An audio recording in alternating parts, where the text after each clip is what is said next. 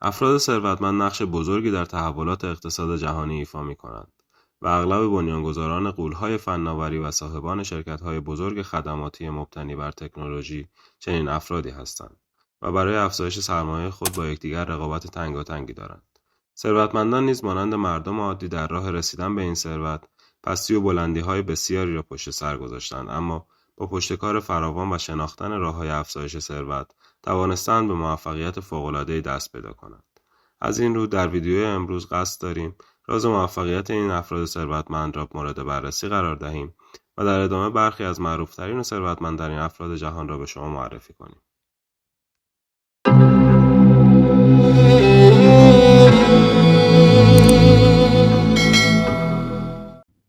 سلام دوستان، به کانال خودتون راه استودیو خوش آمدید. قبل از هر چیز ویدیو رو لایک کنید، چنل رو سابسکرایب کنید و زنگوله رو فعال کنید تا ویدیوهای جدید رو زودتر از همه ببینید و با گذاشتن کامنت از ما حمایت کنید. شماره 10 سرگئی برین. سرگئی برین در کنار همدانشگاهی دوره دکترای خود در دانشگاه استنفورد، لری پیج نقش اساسی در ایجاد موتور جستجوی گوگل در سال 1998 ایفا کرد. برین اصالتاً اهل روسیه بود. در ابتدا سمت ریاست فناوری در گوگل را بر عهده داشت و بعداً به نظارت بر پروژه‌های ویژه از جمله توسعه عینک گوگل رسید. در حال حاضر برین به عنوان یکی از اعضای هیئت مدیره آلفابت شرکت مادر گوگل فعالیت می‌کند. میزان دارایی خالص سرگئی در حال حاضر 102 بیلیون دلار است. شماره 9 استیو بالمر. استیو بالمر یکی از همکلاسی‌های بیل گیتس در دانشگاه هاروارد از سال 2000 تا 2014 به عنوان مدیرعامل در مایکروسافت مشغول شد. سفر او با مایکروسافت در سال 1980 آغاز شد، زمانی که او به عنوان 30مین کارمند به این شرکت پیوست. در همان سالی که بالمر از مایکروسافت بازنشست شد، با خرید تیم بسکتبال لس آنجلس کلیپرز به مبلغ حیرت‌آور 2 میلیارد دلار خبرساز شد و معیار جدیدی برای بالاترین قیمت پرداخت شده برای یک تیم NBA در آن زمان تعیین کرد. دارایی او در حال حاضر 103 بیلیون دلار است. شماره 8 لری پیج. لری پیج و همکارش سرگئی برین دانشجوی دکترا در استنفورد گوگل را در سال 1998 تأسیس کردند. در ابتدا پیج سمت مدیرعاملی را تا سال 2001 داشت و بعداً از سال 2011 تا 2015 این سمت را از سر گرفت. در حال حاضر او به عنوان یکی از اعضای هیئت مدیره آلفابت شرکت مادر گوگل فعالیت می‌کند و به عنوان سهامدار عمده کنترل قابل توجهی بر شرکت دارد. دارایی او در حال حاضر 106 بیلیون دلار است. شماره 7 مارک زاکربرگ. مارک زاکربرگ یکی از بنیانگذاران و مدیرعامل شرکت متا پلتفرم فیسبوک را در سال 2004 زمانی که تنها 19 سال داشت راه اندازی کرد. او دانشجوی علوم کامپیوتر و روانشناسی در دانشگاه هاروارد بود. فیسبوک برای تطبیق نام دانش آموزان در محوطه دانشگاه با عکس‌های آنها ایجاد شد.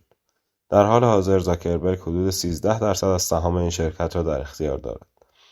این نابغه 19 ساله با پریسیلا چان ازدواج کرده و پدر 3 دختر است. میزان دارایی خالص او در حال حاضر 106 بیلیون دلار است. شماره 6 بیل گیتس. در سال 1987 فوربس برای اولین بار گیتس را به عنوان یک میلیاردر شناخت. از سال 1995 تا 2017 او عنوان ثروتمندترین فرد جهان را حفظ کرد. در سال 2021 گیتس و میلیندا فرنچ گیتس طلاق خود را نهایی کردند و میلیندا حداقل 6 میلیارد دلار سهام به عنوان بخشی از مهریه خود دریافت کرد. بر اساس برآوردهای فوربس، ثروت گیتس از اول می تا اول ژوئن 2023 تقریباً 500 میلیون دلار افزایش یافت و به او اجازه داد تا یک پله صعود در رتبه‌بندی داشته باشد و در جایگاه ششم قرار گیرد. دارایی او در حال حاضر 110 بیلیون دلار است. شماره 5 وارن بافت. وارن بافت یکی از موفق‌ترین سرمایه‌گذاران تاریخ است.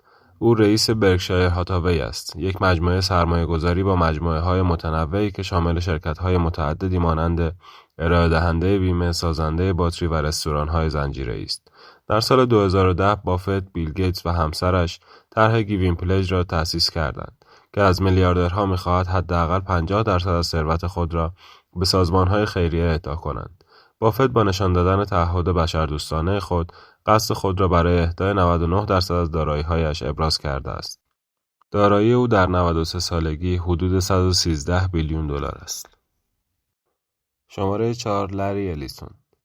لری الیسون در سال 1977 شرکت نرم‌افزاری اوراکل را تأسیس کرد و تا سال 2004 سمت مدیرعاملی آن را بر عهده داشت. در حال حاضر او نقش مدیر ارشد فناوری شرکت را بر عهده دارد. در سال 2012 الیسون با خرید جزیره لانای هاوایی به مبلغ 300 میلیون دلار خبرساز شد. الیسون همچنین سرمایه‌گذاری‌های زیادی را انجام داد، از جمله خرید سهام قابل توجهی در تسلا، جایی که از سال 2018 تا 2022 در هیئت مدیره آن حضور داشت. دارایی لری 79 ساله در حال حاضر 129 بیلیون دلار است. شماره 3 جف بزوس. در جولای 2021 جف بزوس تصمیم گرفت از نقش خود به عنوان مدیرعامل شرکت قدرتمند آمازون صرف نظر کند و در عین حال همچنان موقعیت خود را به عنوان رئیس هیئت مدیره حفظ کند. در همان ماه او با موشکی که توسط شرکت بلو اوریجین، یکی از شرکت‌های زیرمجموعه آمازون ساخته شده بود، به سفری فضایی رفت. ثروت او در حال حاضر 144 بیلیون دلار است. شماره 2 برنارد آرنو. برنارد آرنو میلیاردر 74 ساله فرانسوی، دومین فرد ثروتمند جهان، مدیرعامل و رئیس هیئت مدیره LVMH، بزرگترین شرکت کالاهای لوکس جهان است که تقریباً 70 برند معروف مد و لوازم آرایشی را در بر می‌گیرد. نام‌های قابل توجهی از جمله لویی ویتون، کریستیان دیور، موتان چاندون و سفورا. در ژانویه 2021 LVMH خرید جواهرسازی تیفانی را به مبلغ 15.8 بیلیون دلار تکمیل کرد. 5 فرزند آرنو در بخش‌های مختلف امپراتوری گسترده LVMH مشارکت دارند. در ژانویه 2023 او دخترش دلفین را به رهبری دیور، دومین برند بزرگ گروه، منصوب کرد. او در حال حاضر 175 بیلیون دلار سرمایه دارد. و اما میرسیم به ثروتمندترین فرد جهان، نابغه‌ای به نام ایلان ماسک.